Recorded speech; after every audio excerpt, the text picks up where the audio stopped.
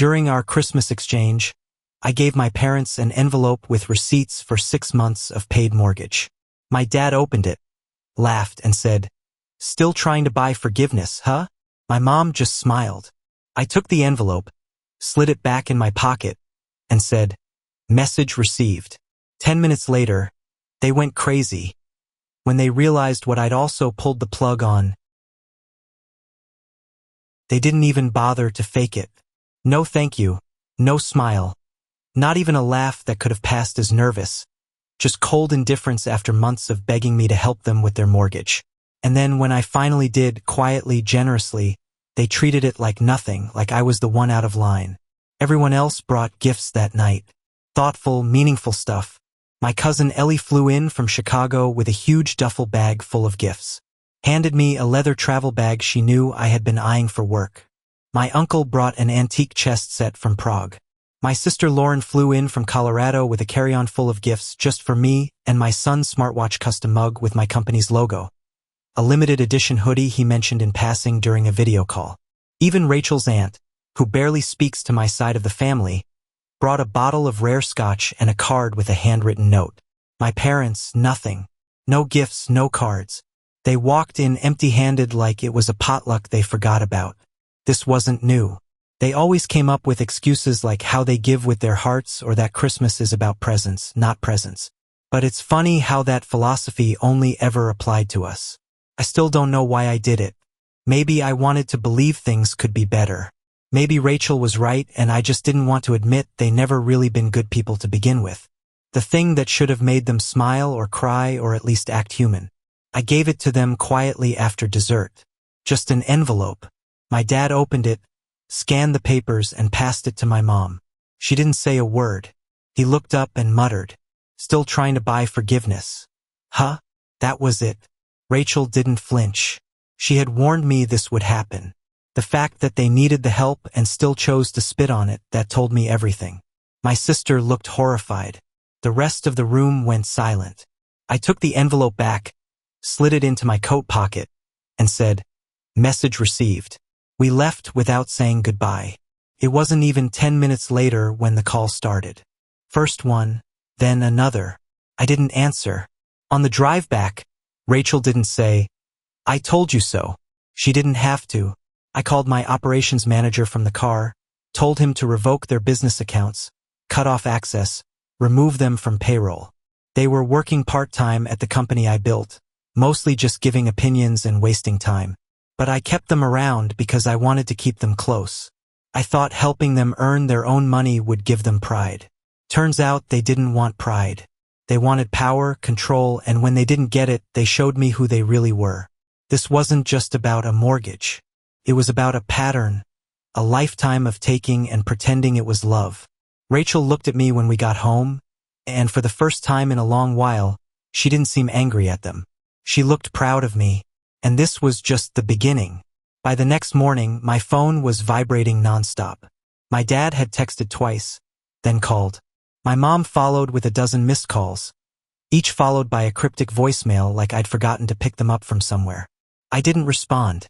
I was standing in the kitchen watching Rachel make breakfast when it really hit me. They had begged me for help just weeks ago, claimed they were falling behind on the house, couldn't keep up. Things were tight. And now after I paid 6 months worth of their mortgage, they'd mocked me. No thanks. Not even a fake smile. They didn't deserve it. Any of it. Rachel glanced over and said, "Don't answer. Let them feel it." Her voice was calm, but I could tell this was personal for her, and it was. She'd swallowed her pride for years when it came to my parents. But the day they left our 5-year-old in a city park and wandered off, that changed everything. I'd argued with her for days afterward, saying it was a mistake, that they were just distracted. She didn't speak to them for 3 months. I forced her to forgive them. I forced her to believe, like I did, that they were trying. But it had never been about trying. They simply didn't care enough to change. That afternoon, I made it official. I contacted the company's HR director and had their access to everything revoked. Email, internal systems, payroll. They had minor roles, mostly symbolic, but I had paid them well just to keep them close. I thought it gave them dignity. Now I saw it for what it really was. Another way they fed off me while pretending it was all for love. The next day, they showed up at the office twice. I wasn't there either time. Rachel had convinced me to work from home for the week and let my operations team handle it. The staff was polite but firm. They weren't employees anymore. They had no access. Later that night, my aunt called. She had been at the Christmas dinner. She said she'd never seen anything like it. How they just dismissed my gift. How everyone else in the room looked uncomfortable but said nothing. She told me she'd been biting her tongue for years and that what I did was overdue. My cousin Dan messaged me too. They've treated you like trash for years. We all saw it. Took guts to finally shut them out. What I didn't expect was the sheer wave of support from the rest of the family. My sister Lauren, who usually tried to keep the peace, sent me a long message. She said they'd done the same thing to her when she needed help after her divorce. Promised support, then ghosted her. She admitted she never brought it up before because I seemed so committed to protecting them. Apparently, everyone had a story. Pattern was forming. My parents didn't just take, they drained people. But the part that really got under my skin came a week later. They started posting photos online. My dad lounging on a pool chair in Miami. My mom posing with cocktails. Then a selfie of them boarding a Caribbean cruise ship. Matching luggage, matching sunglasses. Hashtag Ed well-deserved escape. Rachel showed me the photos without saying a word. We both stared at the screen. Two people who claimed they couldn't afford to keep their home suddenly vacationing like retirees who'd won the lottery. We were paying Manhattan rent, working 60-hour weeks and scraping to build a future. And they had the audacity to mock a mortgage gift while sipping dairies on a cruise. Rachel whispered, "They've had money this whole time, haven't they?" I didn't answer, but I remembered the gifts they brought our son over the years. Dollar store toys, off-brand candy, flip-flops in the wrong size. Always with the same excuse. We're tight right now. I believed them every time. I was starting to feel like a fool. And I had a growing suspicion that the lie was even bigger than I thought. The week after their cruise photos made the rounds online, I was still trying to process the absurdity of it. They'd been lounging in deck chairs holding overpriced cocktails while Rachel and I were digging through spreadsheets trying to cut costs at the business. I wasn't even mad anymore. I was stunned. And then the phone rang. It was Lauren. She doesn't call during work hours unless something's off. Her voice was quiet, like she didn't want anyone else to hear. "I think they've been lying about everything," she said. "Not just the mortgage, all of it." I leaned back in my chair. "What did you find?" She told me she'd stopped by Mom and Dad's house the day after Christmas to grab some of her old stuff. She was in the attic when she realized a few of the boxes she'd labeled weren't there. She figured maybe they'd moved them to the downstairs closet. When she checked, there they were, but shoved behind a mess of junk and some stacked board games. That's when she noticed something else. A heavy black lockbox with a combination dial. Fireproof, secure, old but solid, tucked behind the games, half hidden. She didn't open it. She wasn't sure if she should, but she took a picture of the inside of the closet. That's what hit me. There were at least 9 different bank envelopes bundled neatly next to it, all from different institutions. Semi-recognized Chase City Bank of America, but others were smaller regional banks, credit unions, and a binder just sitting there labeled accounts. When she sent me the picture, my stomach turned. These weren't joint savings accounts. They weren't for bills or retirement. These were separate, tucked away in a closet where no one would look. Rachel stared at the image and muttered, "They've had money this whole time." We started doing the math. Between the money they made part-time at my company, the house they paid off in the early 2000s, and the so-called help they needed for basic expenses, none of it added up. They should have been struggling. But they weren't. They were hiding. And the worst part, all those birthdays and holidays they gave our son cheap candy, socks, and plastic toys from discount bins, telling us they couldn't afford more. They'd watched our faces, our embarrassment in front of relatives who brought generous gifts, and they let it happen. Every time they weren't poor, they were just selfish. Then came the twist. A week later, Lauren called again. This time, she sounded thrown. "They're moving to Europe." "What?" "They just called me. They're serious. They said they've been thinking about it for years, and the cruise made them realize they need a fresh start." I thought it was a joke, a dramatic performance to guilt us or make us question ourselves. But then a letter arrived at our apartment. A thick envelope with my name on it written in my dad's handwriting. Inside was a house key and a handwritten note 4 pages long. The tone was unlike anything I'd ever read from them. No anger, no sarcasm, just flat honesty. They wrote that they were leaving the house to me, that they decided to spend the rest of their lives traveling, that they were going to live simply, explore, and try to become better people. They said they knew they hadn't been good parents, that they were sorry in their own way, and that they wanted no more ties, no more obligations. They told me to give the key to a locksmith, have the locks changed if I wanted, and move in when I was ready. They said the house was mine now and that they'd arranged to have everything of theirs removed within the week. Rachel read the letter twice. When she finished, she set it down and said, "I think they're actually leaving. I think they're really gone." I sat there staring at the key. That house had always felt like a trap, like a symbol of everything I didn't want to admit about them. Now it felt like a loose end, or maybe for once a clean one, but something still didn't sit right with me. People like my parents don't just disappear, not without a backup plan. We waited a month before making any moves. Rachel was cautious. She said we should run a check on the house just in case. I didn't want to admit it, but I agreed. Something about the whole thing felt too easy. They handed me a house like it was an apology card. 4 pages of handwritten words trying to make up for decades of damage. That wasn't them. My parents didn't give things away. They took. So I called our lawyer, Alan. He'd handled some contracts for the business. Told him I wanted a full title search on the property. It was supposed to be straightforward. My parents owned the house outright. It should have been clean. It wasn't. 3 days later, Alan called me back. His voice was tight. "Tyler, there's a lien on the property. Actually, more than one." I didn't understand. "A lien for what?" He hesitated. "It's been mortgaged twice. The total debt's around $80,000. Most of it tied to a cash-out refinance from 18 months ago. There's also a credit line tied to the deed." I felt like the floor dropped out under me. They'd mortgaged the house, took money out, didn't pay it back, and now they were gone somewhere in Europe. No address, no contact. I called Lauren immediately. She was as stunned as I was. We both thought they'd been sitting on a pile of savings.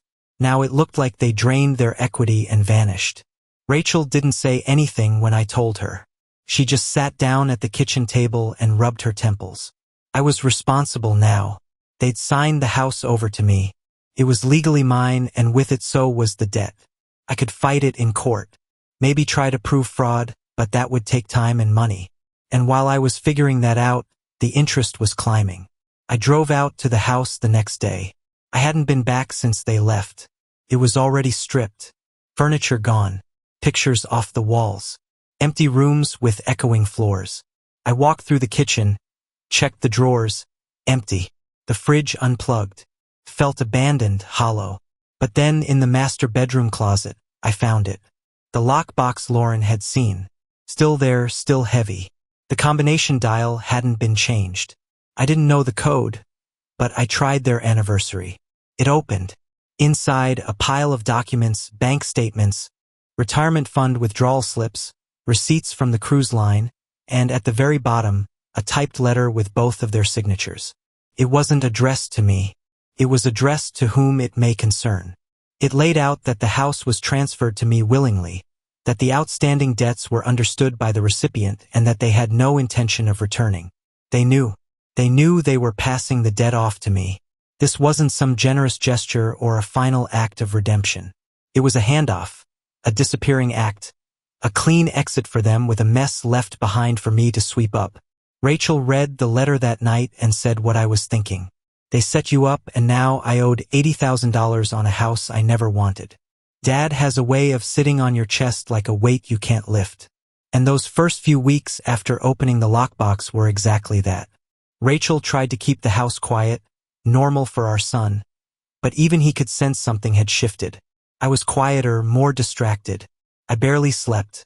$80,000 of someone else's mess. I walked through the house again alone a few days later. I wanted to hate it, but I didn't. It still smelled faintly like my childhood. like old books and lemon cleaner. I stood in the hallway where I used to race my sister with Matchbox cars.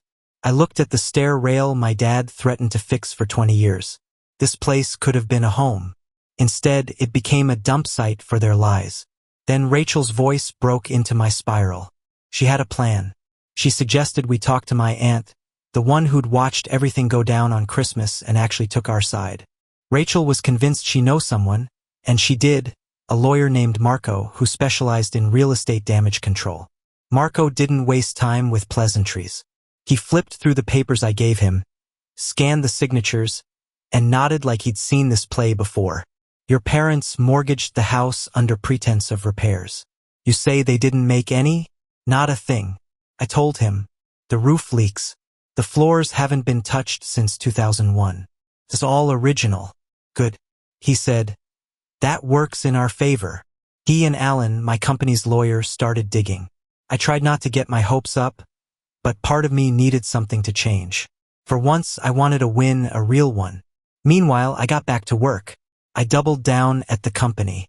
Rachel and I cut expenses, pulled our son out of his expensive extracurriculars. Temporarily, we told him he took it better than I expected.